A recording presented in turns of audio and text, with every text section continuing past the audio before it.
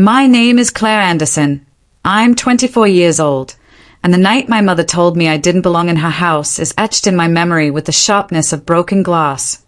I had come home from a long day at work, exhausted from stocking shelves at the grocery store, hoping maybe she'd left a plate of dinner on the counter the way she sometimes did when she was in a good mood. But the house was dark, colder than usual, and when I stepped into the living room, my suitcase was already waiting for me, sitting by the door like an uninvited guest. I froze. My first thought was that she'd done this by mistake, that maybe she was rearranging things or cleaning out the closet. But then she appeared from the hallway, her arms crossed, her face stiff in a way that told me this wasn't an accident. "You don't belong here, Claire." 4 words. Cold, simple, final. For a moment, I thought I'd misheard. The sound of my own heartbeat drowned everything else out. I asked her what she meant, my voice shaky, trying to laugh it off. But she didn't flinch. She reached for the doorknob, pulled the door open, and motioned for me to leave like I was nothing more than a tenant whose rent had run out.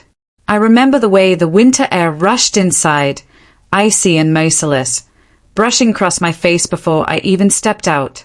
I remember staring at her hands, steady, deliberate, as she shoved my suitcase an inch closer to the threshold. My knees felt weak, but anger was starting to climb up my throat, fighting with the disbelief. "Mom, are you serious?" I whispered. My voice cracked, sounding younger than my age, like the scared little girl I thought I'd grown out of being. Her answer was brutal. "This is my house. You'll figure something out." And with that, she shut the door. The sound of the latch clicking into place might as well have been a hammer nailing shut the last coffin of whatever childhood illusions I had left. The porch light flickered above me, the kind of cheap bulb that gave off a weak yellow glow, barely pushing back the December darkness.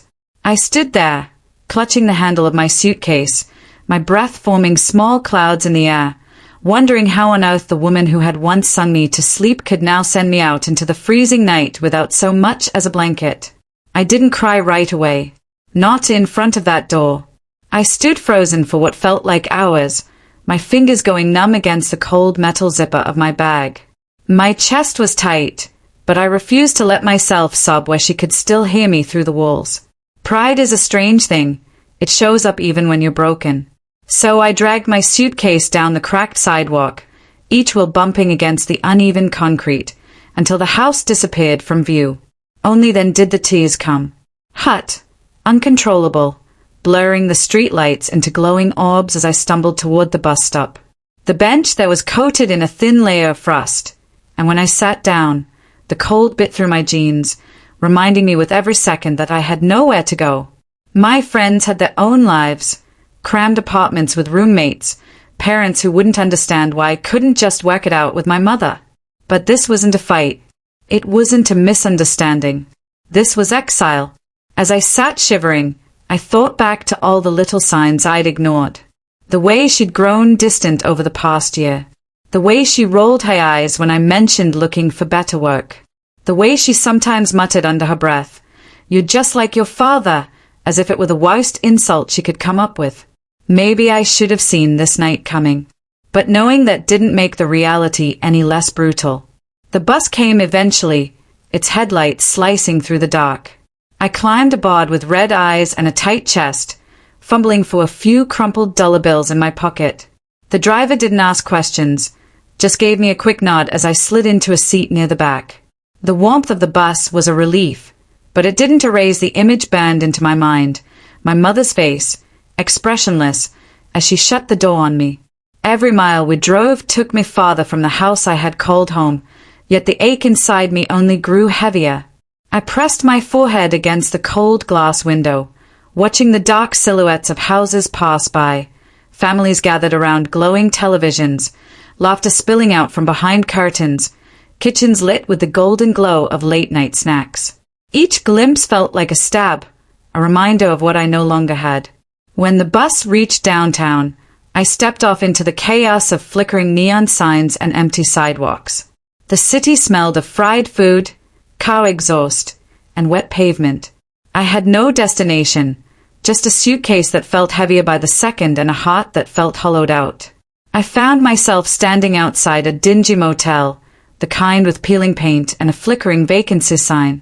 I knew I couldn't afford it, not on my paycheck, but I still walked inside, desperate for shelter.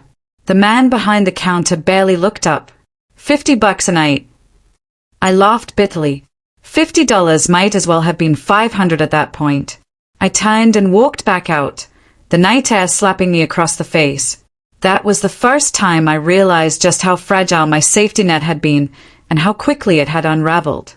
Eventually, I dragged my suitcase down a side street and found an overhang behind a laundromat. It wasn't much, but at least it shielded me from the wind. I curled up against the wall, pulling my thin jacket tighter, listening to the distant hum of washing machines through the bricks. My body trembled from the cold, but my mind was on fire, replaying her words, over and over. You don't belong here. That phrase didn't just push me out of her house. It cut into me, branding itself onto my identity. For years, I'd thought of myself as her daughter first, flawed but loved. Now, I wasn't sure who I was. Lying there on the concrete, with my suitcase as a pillow, I made a silent promise to myself. I would survive this. I didn't know how. I didn't know where I would end up, but I refused to let that night define the rest of my life. She had shut the door, but maybe, just maybe, it would force me to find another one. And yet, even as I closed my eyes and tried to drift into a restless sleep, a question gnawed at me, sharp and relentless. Would I ever forgive her? The first few days after my mother shut the door on me blurred together into one long stretch of shivering nights and restless mornings. I had a little over $100 tucked inside my wallet, my emergency savings, if you could even call it that. At the time, it felt like both a lifeline and a countdown clock, each dollar bill slipping away like grains of sand through an hourglass. I spent the first night behind the laundromat, curled under the overhang. The concrete floor left my bones aching, and by morning my fingers were so stiff from the cold that it took me a full minute just to zip up my suitcase again. The hum of the washing machines from inside had been a strange comfort, like a lullaby of clinking coins and tumbling clothes. But I knew I couldn't stay there forever. People would notice, and the police in this town weren't exactly sympathetic. On the second night, I swallowed my pride and called one of my coworkers, Jenna. She was the kind of girl who wore lip gloss even on stocking shifts, always humming pop songs under her breath. When she answered, I tried to keep my voice steady, telling her I needed a place to crash just for a night. Her hesitation was obvious, even through the static of the phone line. Claire, I would, but my roommate's already on edge about guests. You know how it is. I knew exactly how it was. People were sympathetic until sympathy meant sharing their space. I told her it was fine, that I'd figure something out, but the lump in my throat nearly choked me after I hung up. By the end of that week, I found myself sitting in a diner booth, my suitcase wedged against my legs, staring at the cheapest thing on the menu, a plain cup of coffee. The waitress, an older woman with tired eyes, poured it without asking questions. Maybe she saw the way I clung to that cup like it was more than coffee, like it was a kind of warmth I couldn't find anywhere else. Rough night? She asked softly. Rough week, I admitted. She gave me a sympathetic nod, the kind that carried more weight than words. When she slid a plate of toast across the counter without charging me, I almost cried right there in front of her. That was the first time I realized that kindness, when it came, always came from the most unexpected places. Eventually, I stumbled upon a basement apartment for rent in the classified section of the newspaper. The ad promised affordable rent and quiet neighborhood. The rent wasn't exactly affordable by my standards, but the landlord was willing to accept cash up front for the first 2 weeks. That was all I needed, a chance, however small, to regroup. The apartment was nothing like the warm homes I'd glimpsed from the bus window that night. The walls were bare concrete, the ceiling pipes exposed. The heater clanked like it was on its last breath, sputtering more noise than warmth. Still, when I spread my thin blanket across the mattress on the floor, it felt like mine. A fragile, broken corner of the world that belonged to me. The cold, however, was relentless. I'd wake up with my breath hanging in the air, my toes numb despite wearing 2 pairs of socks. Nights were the hardest, when silence settled in and memories of home crept into my mind. The way my mother's kitchen smelled like cinnamon on Sunday mornings. The sound of her voice when she used to tell me bedtime stories. Those memories weren't warm anymore. They stung like frostbite. To survive, I doubled down on work. I picked up extra shifts at the grocery store, stocking shelves until my back ached. Sometimes I cleaned tables at the diner, grateful for the leftover fries the cook let me take home in a paper bag. On the coldest nights, I heated water in a kettle and poured it into a plastic bottle, clutching it against my chest under the blanket like a makeshift heater. One night, I was mopping the diner floor when the same waitress who'd given me toast weeks earlier walked over. "You've been working yourself thin, sweetheart," she said. I shrugged, gripping the mop handle. "Rent doesn't pay itself." She studied me for a long moment before saying, "There's a library looking for part-time help. Nothing glamorous, but steady hours. I can put in a word if you're interested." That offer felt like a door cracking open in a dark room. I nodded quickly, too choked up to say thank you right away. The library job wasn't much, reshelving books, cleaning tables, checking out paperbacks for families who didn't notice the gal behind the desk hiding exhaustion behind polite smiles. But I loved it. The scent of old pages, the hush of the aisles, the way children's laughter echoed from the story corner. It all gave me a strange sense of belonging I hadn't felt in months. Still, the nights remained brutal. I'd sit on the floor of my basement apartment, journal open on my lap, scribbling down every thought before it ate me alive. Some entries were angry, filled with words I'd never dare speak out loud. Others were fragile, like letters to a version of my mother who might have loved me better. Writing became my therapy, the ink soaking up the loneliness that no amount of diner shifts could erase. By March, the snow began to melt, but the cold inside me hadn't faded. I had grown used to survival, to scraping by with coupons and day-old bread from the clearance rack. I'd learned which laundromats let you run the dryer for a quarter longer, and which shelters offered free meals on Sundays. And yet, despite the hardship, a strange strength began to build inside me. Each rent payment made with my own money felt like proof. Proof that I could exist outside of her house, outside of her shadow. Proof that I belonged somewhere, even if it was in a basement with pipes groaning overhead. Every morning when I woke up, I told myself the same thing. She shut me out, but she doesn't get to shut me down.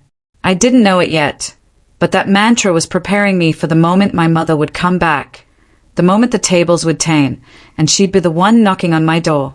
6 months is a long time when you measure it in silence. Not the peaceful kind of silence, but the heavy, suffocating quiet that fills every corner of a life after betrayal. By the time spring rolled around, I had grown so accustomed to not hearing from my mother that it almost felt like she'd ceased to exist. The phone never rang.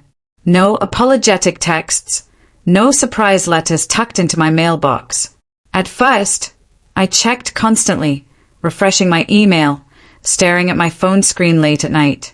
But weeks bled into months, and the silence became its own kind of answer. In that absence, I built routines. I'd wake before dawn, boil water for instant oatmeal, and eat it standing by the window of my basement apartment. The view wasn't much, just the neighbor's cracked driveway and a chain-link fence, but it gave me something steady to look at while I reminded myself to keep going. Work at the grocery store remained my anchor. I stocked shelves until the labels blurred, lifted boxes heavier than I had any business carrying, and pasted on a polite smile for customers who rarely noticed me. At the library, though, I found pockets of calm. There was something healing about sliding books into their rightful places, about watching children run to their favorite stories with unfiltered joy. Their laughter was a sharp contrast to the emptiness I carried inside, but it gave me hope, too, proof that joy still existed in the world, even if I wasn't holding it myself. Still, the nights were brutal. I'd sit on the mattress with my journal propped on my knees, scribbling out everything I couldn't say aloud. Some pages were angry, ink pressed so hard the pen almost tore through the paper. Others were fragile, filled with memories I couldn't bear to lose, like the way she used to braid my hair before school or how her perfume lingered in the hall after she left for work. Writing kept me from drowning in thoughts that otherwise would have swallowed me whole. To cope, I started small rituals. Every Friday, I treated myself to a cup of diner coffee, the cheap kind with free refills, served by the same tired waitress who had once slipped me toast. She always gave me a knowing smile, like she understood I was hanging on by threads. On Sundays, I went to the park with a borrowed library book and sat on a bench, watching families toss frisbees or share picnic baskets. I didn't join them. I never dared, but being close to their joy reminded me of what I was fighting for. There were setbacks, of course. Nights when the heater sputtered out completely and I curled beneath every blanket I owned, teeth chattering. Days when a single unexpected bill nearly unraveled my fragile budget. Once, I came home to find a leak in the ceiling dripping water onto my mattress, and I sat on the damp floor, laughing bitterly at the absurdity of it all. It was survival, nothing glamorous about it, but every obstacle I overcame hardened me, shaped me into someone I barely recognized. And yet, beneath the resilience, the silence festered. I caught myself imagining what she was doing, whether she ever thought of me. Did she sit at the kitchen table drinking coffee, pretending I had never lived there? Did she tell her friends I had moved out, like it had been my choice all along? One afternoon, while shelving books, I overheard two women chatting near the front desk. "Can you believe it? Her own daughter doesn't even visit anymore," one said. I froze, heart pounding. They weren't talking about my mother, of course, just gossiping about someone else in town. But the words felt like knives all the same. I slipped into the back room, pressing my hand against the shelves to steady myself. That's when it hit me. My absence was invisible to everyone except me. The world had kept spinning while I was busy surviving. The half-year mark arrived on a chilly June evening. I marked it in my journal with a single line, 6 months without her.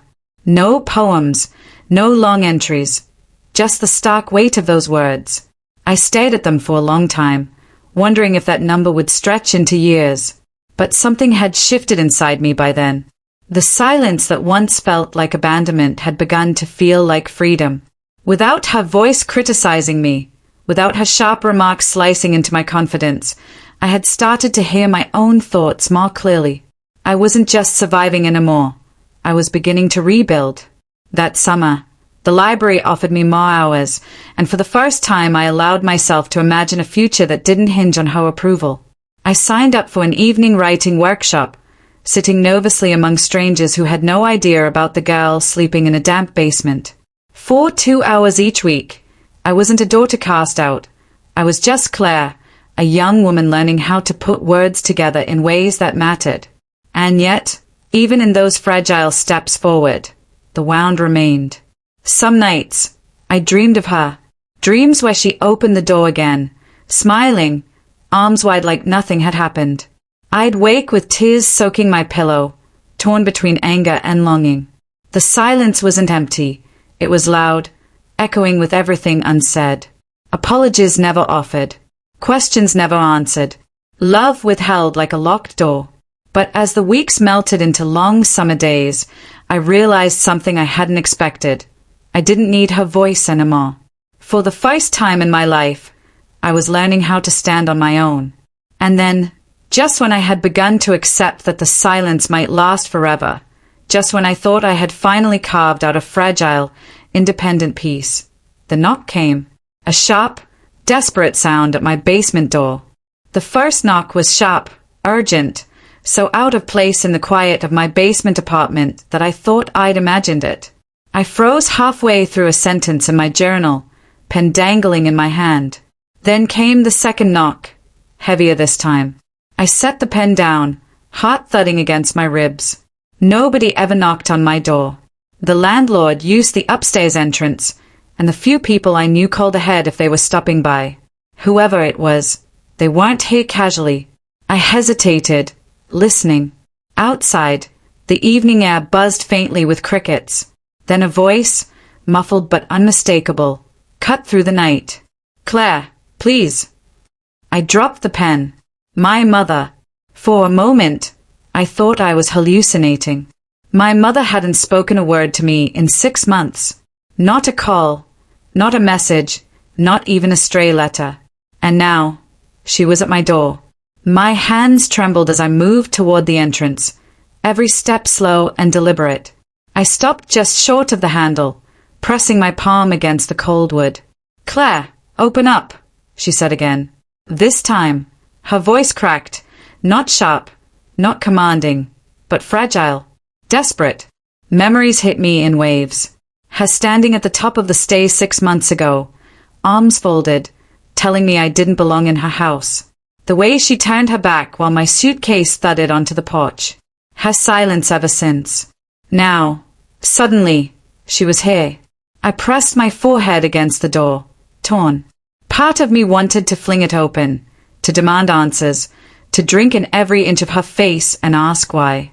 Another part wanted to stay silent, to let her feel what I had felt for half a year. Instead, I said nothing. The knocking grew more frantic. Claire, I don't know where else to go. Her words pierced me, each syllable heavy with something I'd never heard from her before.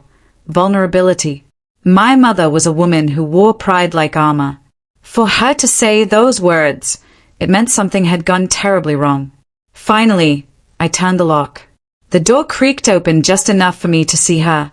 She looked smaller, shoulders slumped, hair unkempt, face pale beneath the porch light.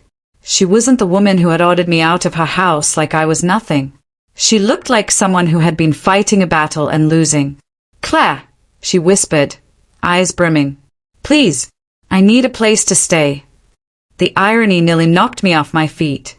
6 months ago, I had begged her for the same mercy, standing on her porch with tears in my eyes. 6 months ago, she had denied me. I opened the door wider, but I didn't step aside. What happened? My voice came out sharper than I intended. Her lips quivered. Things fell apart. The house isn't mine anymore. I didn't know where else to go. I blinked, struggling to process. The house, the one she'd chosen over me, gone? I wanted details, explanations, reasons. But more than that, I wanted to see if she even remembered what she'd done to me. You threw me out, I said flatly. You told me I didn't belong. She flinched like I'd struck her. Her hands twisted together, knuckles white. I was wrong, she said softly. I see that now. I'm sorry, Claire. The apology, if that's what it was, hung in the air between us. A fragile, trembling thing. I studied her face, searching for sincerity. For months I had imagined this moment, dreamed of her crawling back, begging for forgiveness. I had pictured myself triumphant, strong, finally vindicated. But now that it was real, it didn't feel like victory. It felt like standing on the edge of a cliff, unsure whether to jump or turn back. Behind her, the street was empty, shadows stretching long under the dim glow of a street lamp. She was alone. No friends, no family to fall back on. Just me, the daughter she had abandoned. I thought about the nights I'd shivered under thin blankets, the days I'd worked double shifts just to eat.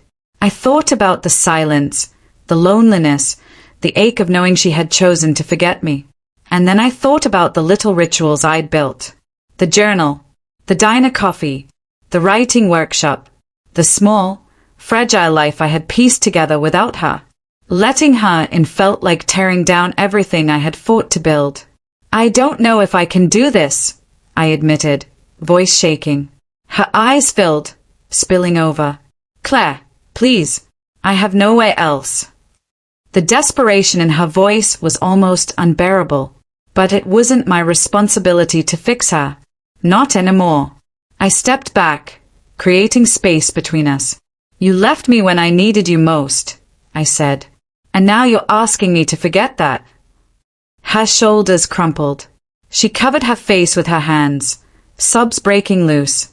For a long moment, I just stood there, torn between rage and pity, love and betrayal. Every instinct screamed at me to protect myself, to slam the door and let her feel the cold she had once forced on me. But another part of me, the part that still longed for her, ached at the sight of her falling apart. In the end, I didn't slam the door. I didn't embrace her either. Instead, I left the door cracked open and whispered, "You can sleep on the couch. That's all I can give right now." Her sobs quieted. She nodded, stepping inside slowly, like a guest afraid of overstaying their welcome. As she passed me, I caught the faint scent of her perfume, familiar, haunting. It pulled at memories I had tried so hard to bury. I closed the door, locking it behind us. The silence that followed was heavier than ever, but different now. Because for the first time in 6 months, my mother was under my roof. And nothing about that felt simple. I never thought silence could feel so loud. When I let my mother step inside my apartment, dragging her duffel bag that smelled faintly of mildew and cigarettes, the air grew heavier. She glanced around like she didn't recognize the place. Bare walls, second-hand furniture, the little lamp I'd bought at a thrift store for $4. For her, it was nothing. For me, it was everything. It was survival. She stood awkwardly by the door, arms folded, as though waiting for me to offer her something. "Do you have a blanket? Just for tonight?" Her voice cracked, and in that small break, I heard the arrogance she used to wear fall away. I pulled out the extra blanket I kept folded on the shelf. "Couch is all I've got." Her lips pressed into a line. She used to lecture me about how couches were for guests, not family. Now, she didn't argue. She just sat down, clutching the blanket like a shield. The first week was strange. She tried to make small talk over instant coffee, but I answered with clipped sentences. She offered to help cook, but I'd already adjusted to simple meals for one. Every time she tried to act like we were mother and daughter again, I saw that night flash in my mind, the way she shut the door in my face, suitcase in hand, and said, "You don't belong here." Now she was under my roof. I didn't yell. I didn't demand apologies. Instead, I let the silence settle between us like frost. She flinched at it more than she ever did at my words. Her downfall became clearer each day. The boyfriend who'd convinced her I was a burden? Gone. Her job at the diner had dried up, too. Medical bills stacked on her kitchen counter until eviction came. She admitted it in fragments, never once taking full responsibility. One night, I found her staring at the floor, whispering, "I didn't think it would end like this." I wanted to say, neither did I, but instead I poured myself a glass of water and went to bed. Weeks passed. She grew restless, trying to slip into old habits, criticizing the way I folded laundry, fussing about the chipped plates. But the difference was, I no longer needed her approval. I no longer crumbled under her words. The power had shifted. One evening, when she raised her voice, saying, "Why do you always look at me like I'm a stranger?" I met her eyes calmly and replied, "Because that's how you treated me." She had no answer. The final act of revenge didn't come from shouting or throwing her out. It came from showing her the life I'd built in her absence. I brought home groceries bought with my own paycheck. I left for my library job in the morning and returned with tired but proud shoulders. My little apartment, which she once called a box, became proof that I could survive without her. Every corner of it whispered, "I made this. You didn't break me." And she had to watch. The real ending arrived one snowy night, 6 months after she'd first shut me out. I found her sitting by the window, tears streaking down her cheeks. "I was wrong," she whispered. "I shouldn't have said you don't belong. I shouldn't have pushed you away. I thought he was all I had." I let the silence stretch. Her sobs filled the room, raw and human. For the first time, she looked smaller than me. Finally, I walked over, stood in front of her, and said quietly, "You were right about one thing that night. I don't belong there. Not anymore. I gestured around my small, imperfect apartment. This is where I belong. Because I built it myself." She broke down completely, covering her face with her hands. I didn't throw her out. That would have been too easy. Instead, I let her stay on the couch, day after day, with the weight of her own choices pressing harder than any punishment I could give. She had to live inside the silence she once forced on me, and that was my revenge. Not cruelty, not abandonment, but dignity. Showing her I didn't need her, and that needing me was the last place she ever thought she'd be. Months later, when I walked into the apartment after a long shift, I found a note on the coffee table. Her blanket folded neatly, her bag gone. The note read, "I don't deserve your kindness. I hope you find peace. I'll try to find mine." I sat there, holding the paper, the air heavy and still. And for the first time, I felt free, not because she left, but because I no longer carried the weight of wanting her love. Looking back, my mother's words had been a curse and a gift at the same time. "You don't belong here." That sentence had thrown me into the cold, but it had also pushed me to find a place where I did belong. So when people ask if I ever got revenge, I smile faintly and say, yes. I made a life she could only watch from the outside. Because sometimes, the quietest revenge is simply surviving louder than their doubt. She told me I didn't belong, so I built a life too strong for her to tear apart. That was my revenge. And my freedom.